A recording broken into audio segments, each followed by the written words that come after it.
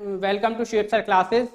मैं इमरान सर आज Indo Islamic आपको बताऊंगा। जिस तरह से 11 एंट्रेंस की बात कर रहा हूं मैं, 11 एंट्रेंस में दो पार्ट होते हैं, आर्ट कॉमर्स होता है और पीसीएम पीसीबी होता है, डिप्लोमा होता है।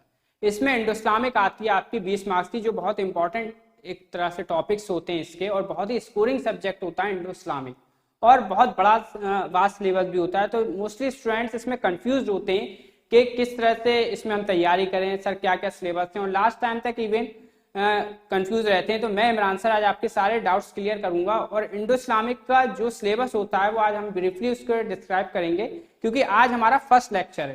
ठीक है, तो आप बड़े ही ध्यान से देखिएगा हमारे लेक्चर को और एंड तक देखिएगा। ठीक है, चलिए स्टार्ट करते हैं स्टेप बाय स्टेप। हमने जैसा कि आप देख रहे होंगे यहाँ बोर्ड पर, हमने स्टार्टिंग में जो इंडो इस्लामिक का सिलेबस होता है, क्योंकि देखिए बहुत इंपॉर्टेंट, कोई भी आप टॉपिक पढ़ रहे हो तो firstly you understand and aware के इसका सिलेबस क्या है इस सब्जेक्ट का। मोस्टली स्टूडेंट लास्ट टाइम तक कंफ्यूज होते हैं कि सर क्या क्या आएगा क्या क्या नहीं आएगा। तो हमें सबसे पहले फोकस क्या करना है, first important thing is that कि हमें फोकस करना है जो इंडो इस्लामिक का सिलेबस है। हमारी कोशिश यही रहती है कि ज्यादा से ज्यादा स्टूडेंट्स इसमें स्कोरिंग करें, और मोस्टली हमारा IF5S टीचिंग एक्सपीरियंस, मैं इमरान सर, तो मैं इमरान सर हूं, और आपको पूरी कोशिश ये करूंगा कि और भी कोचिंग्स में पढ़ाता हूं, तो मेरा जो with behalf of 5 years teaching experience है, मैंने हमेशा इंडो इस्लामिक जब मैं पढ़ाता हूं तो बच्चों से सबसे पहले यही कहता हूं कि जो इसका सिलेबस है उस पर फोकस करें, और ज्यादा ना पढ़ें, लिमिटेड पढ़ें। पहली चीज तो ये क्लियर करें, क्योंकि जब आप बहुत ही ज्यादा पढ़ लेते हो तो बहुत कंफ्यूज भी आते हो। इसीलिए हमने ये सिलेबस यहाँ पर इंडो इस्लामिक का लिखा हुआ, तो स्टेप बाय स्टेप हम आपको बताते हैं आज ब्रीफली, क्योंकि हमारा फर्स्ट लेक्चर है इसका। ठीक है, तो सबसे पहले अगर हम बात करते हैं इस्लामिक हिस्ट्री की। ठीक है, अब बेसिकली स्टूडेंट्स ये पूछते हैं कि इस्लामिक हिस्ट्री, देखिए हमारे टॉपिक जो यहाँ लिखे हुए हैं उसमें से 110% क्वेश्चन आना, और मोस्टली अगर हम इस्लामिक हिस्ट्री की बात करें, this Islamic history mostly exam में इस्लामिक हिस्ट्री क्या होती है, पहले मैं आपको ब्रीफली ये समझा दूं। देखिए इस्लामिक हिस्ट्री जो होती है वो आपके सिलेबस जो मुस्लिम रिलीजियस है, यानी मुस्लिम धर्म है, उसके रिगार्ड होती है। हम आपको यहाँ पर ये भी बताएंगे, हमारे सारे लेक्चर बहुत ही इंपॉर्टेंट होंगे, है ना। आज तो फर्स्ट लेक्चर है हमारा, और भी जो हमारे लेक्चर होंगे उसमें हम आपको ये बताएंगे क्वेश्चन किस तरह से एग्जाम में आ चुका है और एग्जाम में आ सकता है, ये बहुत इंपॉर्टेंट है। ठीक है, इस्लामिक हिस्ट्री से मोस्टली स्टूडेंट पूछते हैं सर किस तरह से इसमें क्वेश्चन आता है, तो मैं आपको बता देता हूँ। देखिए इस्लामिक हिस्ट्री में होता यह है कि पहली चीज तो ये हम इसमें मुस्लिम रिलीजियस के बारे में पढ़ते, दूसरी चीज prophet life of prophet Mohammad सल्लल्लाहु अलैहि वसल्लम के बारे में हम पढ़ते, और फिर खलीफास के बारे में पढ़ते हैं, फिर हमारे जो इस्लामिक पिलर है उसके बारे में पढ़ते हैं। ठीक है, तो टाइटल्स जो दिए गए थे खलीफास को उसके बारे में हम पढ़ते हैं। ठीक है, अब कभी कभार क्वेश्चन ये भी पूछ लेता है कि विच ईयर इस्लाम स्प्रेड। ठीक है, तो बेसिकली हमें पता होना चाहिए किस साल और किस ईयर और किस एडी में, किस सेंचुरी में इस्लाम स्प्रेड हुआ था, तो ये भी बहुत इंपॉर्टेंट है। और मोस्टली क्वेश्चन आता है, अगर आप लास्ट ईयर के पेपर देखेंगे तो इसमें क्वेश्चन आपको प्रेजेंट मिलेगा कि इस्लाम कब फैला था। ठीक है, फर्स्ट खलीफा ऑफ इस्लाम कौन है, सेकंड खलीफा ऑफ इस्लाम कौन है, थर्ड खलीफा ऑफ इस्लाम कौन है। ठीक है, how many pillar of Islam. ठीक है, तो ये सारी इस्लामिक हिस्ट्री में आता है, और ये बहुत इंपॉर्टेंट है, और 110% क्वेश्चन आता ही आता है। ये मैं आपको क्लियर कह रहा हूं, क्योंकि हम पढ़ाते वही हैं जो आता है एग्जाम में। ठीक है, मैं आपको बता दूं इस्लामिक हिस्ट्री को बड़ी ध्यान से आप पढ़िएगा। आज तो हम आपको ब्रीफली बताएंगे इसमें, लेकिन एक लेक्चर हमारा बहुत इंपॉर्टेंट है, इसको पूरा देखिएगा। अच्छा, दूसरा आते हैं हम मॉडर्न हिस्ट्री पे। मॉडर्न हिस्ट्री, देखिए मॉडर्न हिस्ट्री कब आई, पहला क्वेश्चन ये है, मॉडर्न हिस्ट्री क्या। बेसिकली मुगल हिस्ट्री के बाद आती है मॉडर्न हिस्ट्री। ठीक, मॉडर्न हिस्ट्री अगर हम बात करें तो जो मुगल हिस्ट्री जैसे आप जानते हैं कि बाबर, हुमायूं, अकबर, है ना, ये सारी एक मुगल हिस्ट्री थी। उसके बाद आपने देखा होगा 1857 रिवॉल्ट हुआ। ठीक है, तो 1857 रिवॉल्ट के बाद से जो ब्रिटिश गवर्नमेंट थी वो हावी हो गई, तो उस टाइम अगर हम देखें तो वो थी मॉडर्न हिस्ट्री, यानी आफ्टर द रिवॉल्ट 1857। ये बहुत इंपॉर्टेंट रिवॉल्ट है इंडिया में। क्यों इंपॉर्टेंट है ये भी हम आपको बताएंगे, ब्रीफली बता देता हूं। बेसिकली इसलिए इंपॉर्टेंट है कि इस रिवॉल्ट में हिंदुस्तान के बहुत सारे लोग मारे गए थे और खून बहा था लोगों का।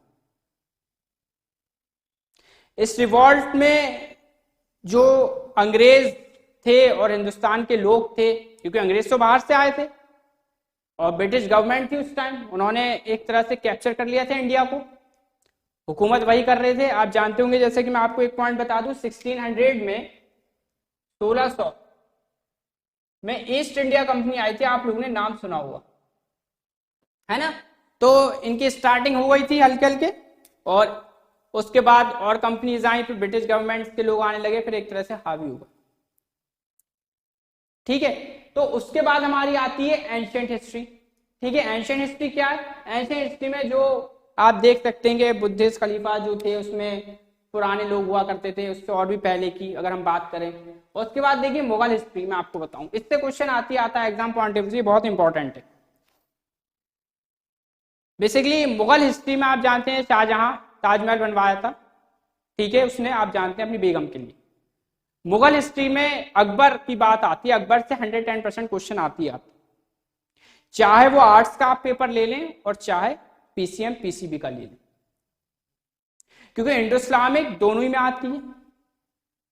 मोस्टली स्टूडेंट कंफ्यूज ये पूछते हैं कि सर इंडो इस्लामिक क्या पीसीएम और पीसीबी में भी आएगी या आर्ट्स में भी आई? तो आप ये चीज क्लियर रखिए, दोनों अगर आप पेपर दे रहे हैं तो दोनों पेपर में इंडो इस्लामिक आएगी, ये चीज आप ध्यान रखिए, फर्स्टली अंडरस्टैंड। तो हमें मुगल हिस्ट्री भी पढ़नी होगी इसमें। मुगल हिस्ट्री से कैसा क्वेश्चन आता है? बेसिकली इसमें अरेंजमेंट पूछ लेते हैं कि पहला मुगल कौन आया, फर्स्ट मुगल हिस्ट्री में मुगल किसकी रूलिंग स्टार्ट हुई, सेकंड किंग कौन था, फिर उसके बाद आफ्टर दैट चलता रहता है किसने रूलिंग करी। ठीक है, तो अगर फर्स्ट जो था वो बाबर था, आप जानते होंगे फर्स्ट मुगल अगर हम देखें स्टार्टिंग में तो बाबर से, फिर हुमायूं, अकबर से। अच्छा, अकबर का पूछते हैं, अकबर का क्वेश्चन क्या पूछते हैं? बेसिकली अकबर ने का जो रूलिंग थी वो अगर हम देखते हैं मोस्ट पावरफुल, और अगर हम ये कह सकते हैं कि सबसे ज्यादा जो रूलिंग करी थी उसने, सबसे ज्यादा लॉन्ग पीरियड जो रहा था, 49 ईयर्स लॉन्ग पीरियड रहा था अकबर का, यू नो स्टूडेंट्स। तो ये बहुत इंपॉर्टेंट है। फिर अकबर ने एक दीन इलाही बनाया था, ठीक है, और उसने बहुत अच्छे काम करे थे, ठीक है, क्योंकि अकबर एक सेकुलरिज्म जिसे हम कहते हैं रिस्पेक्ट फॉर ऑल रिलीजियस, उस तरह से रूलिंग करी थी, उस तरह से बादशाह था वो अकबर किंग, अगर हम देखा जाए। मुगल हिस्ट्री की हम बात कर रहे हैं गाइस, तो यू नॉट कंफ्यूज, अभी हम बात कर रहे हैं मुगल हिस्ट्री की। मुगल हिस्ट्री में जब नाम आता है तो अकबर का इसलिए नाम आता है, आपने देखा होगा कि अकबर का नाम आप बहुत सुनते होंगे, इसीलिए बिकॉज द मोस्ट पावरफुल और लॉन्ग पीरियड के लिए जो रूलिंग करी थी वो अकबर ने करी थी, 49 ईयर्स रूलिंग। उसके बाद फिर अकबर, जहांगीर, है ना, फिर शाहजहां, है ना, शाहजहां ने मुमताज के लिए ताजमहल बनाया, आप सबको पता होगा, है ना, ये बात तो पता ही हुई आई हो, ठीक है। तो उसके बाद क्वेश्चन, अच्छा क्वेश्चन कैसे पूछते हैं? क्वेश्चन इसमें अरेंजमेंट से पूछता कि औरंगजेब पहले आया कि अकबर पहले आए, है ना, हुमायूं पहले आया, कौन कौन से आया। अच्छा, हुमायूं के बारे में जो क्वेश्चन पूछ लेते हैं, फिर इसमें बीच में शेषा सूरी भी आए थे, ठीक है। तो इस तरह से आपको एग्जाम में याद रखना है, you not confusion exam hall, ठीक है। जैसे भी हम आपको सारे topic clear step by step हम आपको बताएंगे सारे टॉपिक के बारे में। आज तो हम हमारा फर्स्ट लेक्चर, इसलिए आपको ब्रीफली हम डिस्क्राइब कर रहे हैं सिलेबस के रिगार्ड। उसके बाद हम मिडिवल हिस्ट्री में भी आते हैं, उसके बारे में इसे पूछते हैं कि किस तरह से जो स्लेव डायनेस्टी थी, है ना, कुतुबुद्दीन ऐबक जो थे, है ना, अल्तुतमिश जो था स्लेव डायनेस्टी का सबसे पहले वो था, है ना, और भी डायनेस्टियां उसके बारे में होता, ठीक है। फिर उसके बाद जो हम आते हैं वो जो पॉलिटिक्स, देखिए पॉलिटिक्स में बेसिकली होता क्या है कि जब हम इंडो इस्लामिक पढ़ते हैं तो उसमें जीके भी आती है और इस्लामिक हिस्ट्री और ये सारी हिस्ट्रीज भी आती हैं जो हमने आपको बताया। तो पॉलिटिक्स के रिगार्ड अगर हम बात करें तो पूछता ये है कि who the first prime minister of India, who the first president of India, ठीक है, who the first CM of India.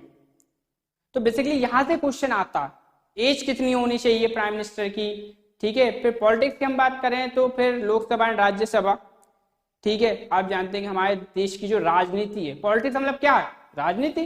तो राजनीति में जिस तरह से लोग, पहले कौन आया हिंदुस्तान में, सबसे पहला प्रधानमंत्री कौन बना, है ना, सबसे पहले मुख्यमंत्री कौन बना, सबसे पहले राष्ट्रपति कौन बना, तो इस चीज का हमें ध्यान रखना।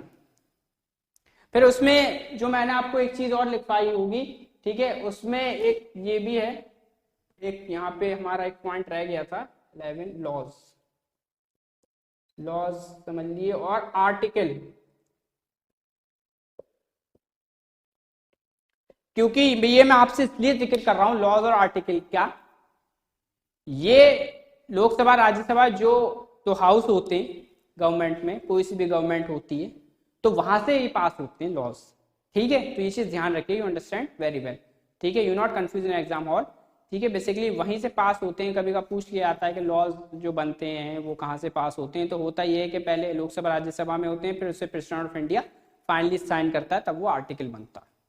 ठीक है, understand, you got my point, yes और नो? ठीक है, तो I hope you understand what I am saying. ठीक है, पॉलिटिक्स में पूरा आता है। ठीक है, एज कितनी होनी चाहिए प्राइम मिनिस्टर की, एमएलए की एज कितनी होनी चाहिए, एमपी की एज कितनी होनी चाहिए, यू नॉट कंफ्यूज। ठीक है, तो उसमें एज का आपको याद रखना है। ठीक है, कितनी कितनी होनी चाहिए। जैसे अगर कभी का लास्ट ईयर क्वेश्चन आ चुका है ये एग्जाम में, आप देखेंगे और भी पूछ चुके हैं कि how many year of 25 years, how many year of, कितनी कितनी एजेस होती हैं किस किस की, मतलब जैसे एमपी की एज क्या होती है, तो 25 एज लिमिट। हाँ, एज लिमिट या मिनिमम एज मैक्सिमम एज, इससे क्वेश्चन आता है। ठीक है, देखिए मिनिमम एज पे क्वेश्चन आता है, मैक्सिमम तो कितनी भी लड़ सकता है। ठीक है, इलेक्शन कंटेस्ट करने के लिए एक एज है, मैं आपको बता दूं, एमएलए की 25 है, एमपी की 30, याद रखिएगा। ठीक है, और प्रेसिडेंट की 35 ईयर्स। तो इस चीज को भूलिए ना, you not confuse in exam point of view. ठीक है, ये सब चीजें भाई एमएलए एमपी कहाँ होते हैं, राजनीति में तो होते हैं, हम बात कर रहे हैं पॉलिटिक्स की। ठीक है, तो आप कंफ्यूज मत होइए यहाँ पर। ठीक है, इसमें दो हाउस होते हैं, लोकसभा और राज्यसभा, जहां से बिल पास होते हैं, तो आप वहां पे भी कंफ्यूज मत होइए। फिर उसके बाद हम बात करते हैं बुक्स एंड ऑथर की। ठीक है, बुक्स एंड ऑथर में क्या होता है, बेसिकली उसमें ये होता है कि ग्रेट पीपल जो होते हैं और भी लोग होते हैं, हर बार बुक्स लिखते हैं। ठीक है, जिस तरह से नई नई बुकें होती हैं उनकी, वो बुक अपनी लिखते हैं और वो पब्लिश करवाते हैं और उसके बारे में लोग पढ़ते हैं। ठीक है, तो इस चीज को आप ध्यान रखिए। उसके बाद हमने आपको एक और टॉपिक बताया है जो हमारे सिलेबस का है, अलीगढ़ मूवमेंट। ठीक है, अलीगढ़ मूवमेंट और सर सैयद अहमद खान, ये दोनों टॉपिक एक दूसरे से इंटरलिंक है। कैसे लिंक है, क्योंकि यू नो वेरी वेल कि क्वेश्चन मोस्टली एग्जाम में आता है who is the founder of Aligarh Muslim university, तो यू नो वेरी वेल कि सर सैयद अहमद खान। ठीक है, और सर सैयद अहमद खान ने जो अलीगढ़ तहरीक चलाई थी, अलीगढ़ तहरीक को ही नाम से जाना जाता है अलीगढ़ मूवमेंट। अलीगढ़ तहरीक क्यों कहते हैं, क्योंकि अलीगढ़ में वो चलाई गई थी, इसलिए उसका नाम पड़ गया अलीगढ़ तहरीक। यानी अलीगढ़ तहरीक का मतलब होता है Aligarh movement. Basically Aligarh movement जो सर सैयद साहब ने अलीगढ़ में चलाया था, क्योंकि अलीगढ़ में इन्होंने, आप देखें तो 1875 में एमए कॉलेज कायम करा था। ठीक है, आप देख सकते हैं 1875 में एमए कॉलेज, और वही वो कन्वर्ट हो गया था कब, 1920 में एएमयू की शक्ल में। तो यू नो वेरी वेल, तो this point is very important for exam point of view. Mostly examiner ask के MA college is converted in AMU which year, तो याद रखिए 1920। ठीक है, तो 1920 में पहले तो अच्छा, एमएओ की फुल फॉर्म मैं आपको बता दूं, Mohammedan Anglo Oriental College, M से मोहम्मदन एंग्लो ओरिएंटल कॉलेज, याद रखिए, एग्जाम में कंफ्यूज मत होइएगा। ठीक है, तो सर सैयद साहब ने, आप जानते हैं कि सर सैयद साहब के बारे में क्वेश्चन ये पूछ लेते हैं कि सर सैयद साहब कहाँ पैदा हुए, इनके फादर का नाम था, इनकी एक तरह से हिस्ट्री आप समझ लिए, है ना। सर सैयद साहब की वजह से आज अगर आप देखें तो अलीगढ़ मुस्लिम यूनिवर्सिटी जो इदारा आज बनाया, आज लाखों लोग, हजारों लोग, करोड़ों लोग आज यहाँ से फैज हासिल कर रहे हैं और एजुकेशन भी हासिल कर रहे हैं। ठीक है, तो सर सैयद अहमद खान ने इस इदारे को बनाने में काफ़ी मेहनत मशक्क़त लगी और उन्हें काफ़ी परेशानियों का सामना करना पड़ा, क्योंकि हमेशा जब भी इंसान कोई भी काम कौम के लिए करता है, अपने हिंदुस्तान के लिए उन्होंने ये इदारा बनाया था, है ना, क्योंकि वो ये चाहते थे कि हिंदुस्तान के लोग एजुकेशन यानी तालीम, शिक्षा में आगे बढ़, क्योंकि कहते हैं ना, education is the most powerful weapon which can use, they can change the world. Education, क्योंकि सर सैयद साहब उस दौर में उन्होंने ये स्टेप लिया था, वो दौर था ब्रिटिश गवर्नमेंट का, और मॉडर्न हिस्ट्री में हम आपको बताएंगे कि सर सैयद साहब ने किस तरह से, जो दौर था अंग्रेजों का, उसी दौर में उन्होंने अलीगढ़ मुस्लिम एमयू कॉलेज की स्थापना करी। अलीगढ़ मुस्लिम यूनिवर्सिटी फिर दैन कन्वर्टेड हुई उनके जाने के बाद 1920 में, क्योंकि ये सारा मूवमेंट उन्हें चलाने के लिए 20 साल लग गए, और कोई भी नई चीज करने के लिए हिंदुस्तान के लोगों के लिए जब उन्होंने करा, तो उन्होंने लोगों को अवेयरनेस करवाई और उन्होंने अहमियत बताई कि तालीम की अहमियत क्या है, एजुकेशन की अहमियत क्या है, एजुकेशन की इंपॉर्टेंस क्या है, ये बताने वाले सर सैयद साहब ही थे, जिनका मकसद ये था कि हिंदुस्तान के लोग तालीम हासिल करें इस इदारे से। और आप भी जानते हैं जब इंसान के पास तालीम होती है तो वो सक्सेस है, इसलिए एजुकेशन होना बहुत जरूरी है। ठीक है, तो सर सैयद साहब ने ये एक स्टेप लिया था और उसको कामयाबी भी मिली, उन्होंने ये 1875 में कायम करा, फिर ये कन्वर्टेड हो गई। ठीक है, सर सैयद साहब का बहुत बड़ा एक पूरा एक अलग से टॉपिक हमने बनाया, अलीगढ़ मूवमेंट भी उसमें आपको पढ़ाएंगे, और आज तो ब्रीफली है और पूरा टॉपिक हम आपको बताएंगे किस, अच्छा दूसरी चीज क्वेश्चन किस किस तरह से आता है ये भी हम आपको बताएंगे। ठीक है, तो स्टूडेंट्स आप परेशान मत होइएगा, ठीक है, हमारे लेक्चर को पूरे देखिएगा स्टेप बाय स्टेप। ठीक है, उसके बाद क्या है, अगर हम बात करें दूसरा जो हमारा, ये आई थिंक आपको समझ में आ गया होगा, दूसरा अवार्ड्स बॉलीवुड स्पोर्ट्स। देखिए होता ये है कि हम जब बात करते हैं करंट अफेयर की, अवार्ड आप जानते हैं हर साल मिलते हैं और हर सेक्टर्स में मिलते हैं। अवार्ड होते हैं, नोबेल प्राइज होता है, ठीक है, तो ये हमने देखिए नोबेल प्राइज यहाँ पे लिखा हुआ है, ये वाला, ठीक है, ये आपको दिख रहा होगा नोबेल प्राइज। ठीक है, तो नोबेल प्राइज होते हैं यहाँ पे, ये देखिए, ठीक है, नोबेल प्राइज होते हैं, अवार्ड है ना। तो ये होता क्या है, बॉलीवुड में हर साल नई नई फिल्म्स आती हैं, पूछते हैं कि नंबर 1 अवार्ड किसे मिला अच्छी फिल्म का, है ना, बेस्ट फिल्म अवार्ड, है ना, बेस्ट एक्टर एक्ट्रेस। ठीक है, इस तरह से question basically exam point of view में 11th एंट्रेंस की हम बात कर रहे हैं तो उसमें पूछ लिया जाता। स्पोर्ट्स में जैसे हम बात करते हैं, सबसे जो ये कह सकते हैं कि एक तरह से पॉपुलर गेम भी कह सकते हैं, क्रिकेट से मोस्टली लोग अवेयर होते हैं और बेसिकली क्वेश्चन भी वहीं से आता है। क्रिकेट हुआ, हॉकी, फुटबॉल, इन तरह से क्वेश्चन बेसिकली मोस्टली अगर हम लास्ट ईयर के पेपर देखेंगे तो क्रिकेट से क्वेश्चन ज्यादा पूछ लेते हैं कि क्रिकेट का जो एक देखिए ग्राउंड होता है पूरा, क्रिकेट टीम में कितने प्लेयर्स होते हैं, है ना, और कौन सी टीम वर्ल्ड कप जीती। जैसे अभी हम T20 वर्ल्ड कप की बात करें तो श्रीलंका जीती थी, अभी जो लास्ट हुआ है ना, कुछ दिन पहले हम देखें तो अभी वर्ल्ड कप होने वाला है रिसेंटली 2023 है, क्योंकि 2023 ही है तो इसमें वर्ल्ड कप होने वाला है। तो जिस तरह से वर्ल्ड कप कब होगा, है ना, क्रिकेट में कितने प्लेयर्स होते हैं, मैन ऑफ द सीरीज कौन रहा। अच्छा, क्रिकेट के बाद एक क्रिकेट से रिलेटेड आईपीएल का भी अब पूछने लगे हैं कि आईपीएल में कौन सा बेस्ट प्लेयर अवार्ड मिला, क्योंकि आईपीएल में बहुत सारे अवार्ड होते हैं, बेस्ट प्लेयर, बेस्ट बॉलर, है ना, इस तरह से सारे बेसिकली बहुत सारे अवार्ड्स होते हैं। ठीक है, नोबेल प्राइज की अगर हम बात करें, नोबेल प्राइज की हम बात करें तो नोबेल प्राइज में बेसिकली पूछा ये जाता है कि ये, इसमें हम ये भी कह सकते हैं जैसे एकेडमिक अवार्ड होते हैं। एकेडमिक वर्ड मैंने इसलिए इस्तेमाल करा है, ये सब्जेक्ट के रिलेटेड अवार्ड होते हैं, जैसे हिस्ट्री, सिविक्स, ज्योग्राफी, है ना, फिजिक्स, केमिस्ट्री, है ना, बायोलॉजी, उसके रिगार्ड जो लोग स्पेशल प्रोफेसर होते हैं जो रिसर्च करते हैं इसमें, जो एक नई चीज बताते हैं, है ना, तो उनको ये अवार्ड दिया जाता। कौन सा अवार्ड दिया जाता है, नोबेल प्राइज। ठीक है, ये चीज याद रखिए आप लोग। Laws and article I told you before some minutes, मैंने आपको लॉज एंड आर्टिकल क्या बताया था। देखिए हर साल नए नए संविधान बनते हैं। कहा यह जाता है कि जो हमारा देश होता है, हर देश का एक अलग संविधान होता है। ठीक है, हर कंट्री का एक अलग संविधान होता है, आप देखें, है ना, हर मुल्क का एक अलग कानून होता है। ठीक है, तो जो हमारे लॉज होते हैं, different country are different laws.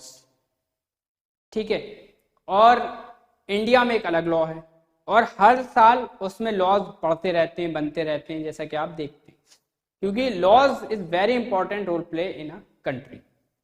Because basically होता ये, देखिए लॉज और आर्टिकल इसलिए इंपॉर्टेंट कहा जाता है क्योंकि देखिए लॉज और आर्टिकल अगर हम देखें तो ये कॉन्स्टिट्यूशन है ना, कहते हैं ना भारत का संविधान, है ना, और भारत का संविधान किसने बनाया था और कौन थे इसके आपको पता होगा, फादर ऑफ कॉन्स्टिट्यूशन किसे कहा जाता है। और ये क्वेश्चन आया है 11th एंट्रेंस में, अक्सर पूछते हैं, you know very well, doctor BR Ambedkar, इन्हें फादर ऑफ कॉन्स्टिट्यूशन भी कहते हैं और ड्राफ्टिंग कमेटी का चेयरमैन भी कहा जाता है। यू नॉट कंफ्यूज एग्जाम, ये बात समझ रहे ना आप। तो देखिए ऐसे हल्के हल्के हम आपको समझाएंगे और आपके सारे डाउट्स क्लियर करेंगे और बहुत अच्छा आपको, अगर आप लेक्चर सुनेंगे तो आई होप आप अच्छा स्कोर कर सकते हैं इंडो इस्लामिक में। इसे एक स्कोरिंग सब्जेक्ट भी कहता हूं मैं, अच्छा स्कोर कर लेंगे, बस ध्यान रखना है, परेशान होना नहीं है, लिमिटेड पढ़ना है, पढ़ाएंगे वही जो एग्जाम आया, फालतू पढ़ाएंगे नहीं, ये आप बात समझ लीजिए। ठीक है, तो लॉज और आर्टिकल आप समझ गए होंगे, ठीक है। इससे क्वेश्चन आया आता है। अवार्ड्स भी हमने आपको बता दिए, बॉलीवुड, स्पोर्ट्स, है ना। बॉलीवुड में फिल्म्स में पूछ लेते हैं, है ना, कौन सी बेस्ट फिल्म रही। हर साल बेस्ट फिल्म का अवार्ड मिलता है ना, बेस्ट 10, बेस्ट 5, इस तरह से क्वेश्चन एग्जाम में पूछ लेते हैं। कौन सी बेस्ट फिल्म रही, बेस्ट फिल्म अवार्ड बताइए, है ना, बेस्ट सिंगर, है ना, बेस्ट एक्टर एक्ट्रेस, है ना। तो ये सब चीजें आपको याद रखनी होंगी थोड़ा बहुत। ये असल में करंट अफेयर का पार्ट है, ठीक है। वो भी पढ़ाएंगे हम आपको, सब पढ़ाएंगे, ऐसी बात नहीं है, परेशान मत होइएगा। अच्छा, अब हम बात करते हैं, एक और टॉपिक है हमारे पास, ग्रेट पीपल्स। और ग्रेट पीपल्स के बाद एक और टॉपिक होगा हमारा, वो जो टॉपिक है वो टॉपिक है आपका पोएट्स वाला, ठीक है। पोएट्स का मतलब आप लोग जानती होंगे, अभी हम आपको बताएंगे, ठीक है। पहले हम आपको ग्रेट पीपल्स के बारे में बता दी, उसके बाद हम आपको पोएट्स के बारे में बता दें, ठीक है। पोएट्स, ठीक है, पॉलिटिक्स और poets, you not confuse, understand what I am saying. देखिए अब आप लोग ये सोच रहे होंगे कि सर ये ग्रेट पीपल्स का मतलब क्या है, ये तो महान लोगों को कहा जाता है। बात सही है आपकी, और क्वेश्चन कैसे आता है ये इंपॉर्टेंट है ना। बेसिकली क्वेश्चन एग्जाम में पूछते हैं, स्लोगन दे देते हैं, है ना, लोगों के बारे में आप जानते हैं। ग्रेट पीपल्स हम किसे कहते हैं, पहले तो आप ये समझिए, ग्रेट पीपल्स हम उसे कहते हैं जिन्होंने कुछ बड़ा काम करा। जैसे कि आप जानते होंगे महात्मा गांधी, पंडित जवाहरलाल नेहरू, है ना, इन लोग का बहुत इंपॉर्टेंट रोल रहा था, है ना, भगत सिंह, है ना, ये सारे अगर हम देखा जाए तो एक तरह से। और भी ग्रेट पीपल्स हैं, हम अकॉर्डिंग टू टाइम, हमारे पास टाइम कम है तो इसलिए हम लिमिटेड बता रहे हैं। बाकी जब हम ये टॉपिक पढ़ाएंगे तो आपको स्टेप बाय स्टेप सबके बारे में बताएंगे और लिखवाएंगे भी, यू नॉट कंफ्यूज है ना एग्जाम हॉल, है ना। तो फिलहाल ये है कि आप समझ लें। अब क्वेश्चन पूछता कैसे एग्जाम में, ये इंपॉर्टेंट है। पूछेगा डू और डाई, हु सेड, ठीक है, करो या मरो, किसने कहा था। मैं ऑप्शन देता हूं आपको, आप लोग बताइए। चलिए मैं ही बता देता हूं, बेसिकली ऑप्शन देता हूं मैं आपको। सुभाष चंद्र बोस, एपीजे अब्दुल कलाम, जवाहरलाल नेहरू और महात्मा गांधी।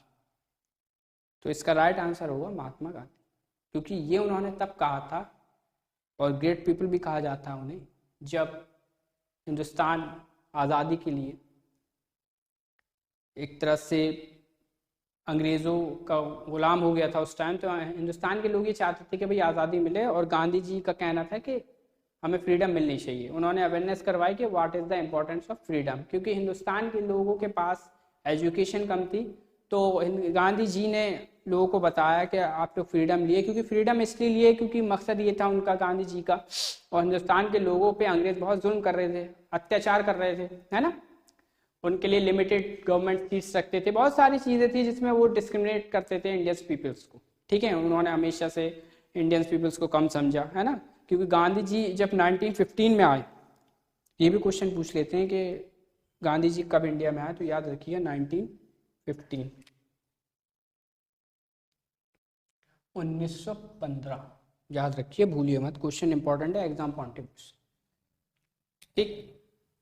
तो उन्होंने ये कहा था डू और डाई, करो या मरो, ठीक है। इसी तरह से स्लोगन्स आ जाते हैं एग्जाम में, है ना, बहुत सारे, है ना, जो फेमस पर्सनालिटीज हैं हम आपको बताएंगे, है ना। तो ये चीज याद रखिएगा, ठीक है। उसके बाद हमने आपसे एक और कहा था, यहाँ पे पोइट्स। पोइट्स कौन होती हैं? पोइट्स होते हैं जो शायर, जो गजलें, नज़म, है ना, लिखते। तो क्वेश्चन पोइट्स से आता ये है, एग्जाम में पूछते हैं, who is the eyewitness of 1857 revolt, क्योंकि अभी हमने जिक्र करा था 1857 रिवॉल्ट का, आपको बताया हुआ शायद, इसको बताएंगे मॉडर्न हिस्ट्री में। ऑप्शन में देता हूँ अल्लामा इकबाल, जैसे हजरत मोहानी और गालिब, अल्लामा इकबाल, हजरत मोहानी, गालिब, और भी बहुत सारे फेमस पोइट्स थे। तो जो आई विटनेस थे वो कौन थे? वो गालिब थे, याद रखिए, मिर्ज़ा गालिब, नाम सुना हुआ आपने, मिर्ज़ा गालिब। एग्जाम में क्वेश्चन पूछता है, who's the eye witness of 1857 revolt. तो एग्जाम में याद रखिएगा कि जो क्वेश्चन आंसर है इसका वो मिर्ज़ा गालिब है। हम बात कर रहे हैं पोइट्स की, और मिर्ज़ा गालिब एक बहुत अच्छे पोइट्स थे, ठीक है, याद रखिए, यू नॉट कंफ्यूज। यहाँ तक क्लियर होगा आई थिंक, आई होप, ठीक है। अच्छा, दूसरी चीज़, अल्लामा इकबाल बहुत फेमस पोइट हैं, मैं आपको बता दूँ। अल्लामा इकबाल को ये भी कहा जाता है कि इस्लामिक पोइट्स भी कहा जाता है, उन्हें रिलीजियस पोइट भी कहा जाता है, क्योंकि उनकी जो शायरी थी, है ना, उनकी जो शायरी थी, जैसे शायरी की हम बात करें तो सुकून मिलती है जब पढ़ी नमाज, सुकून मिलती है जब पढ़ी नमाज, दिल को पाक साफ करने का जरिया है नमाज। ठीक है, तो शायरी में क्या होता है, एक तरह शेर और शायरी होती है और उसमें हम बहुत कम बातों में बहुत कुछ कह देते, तो ये एक इम्पोर्टेंस समझ लिए एक शायरी की होती है,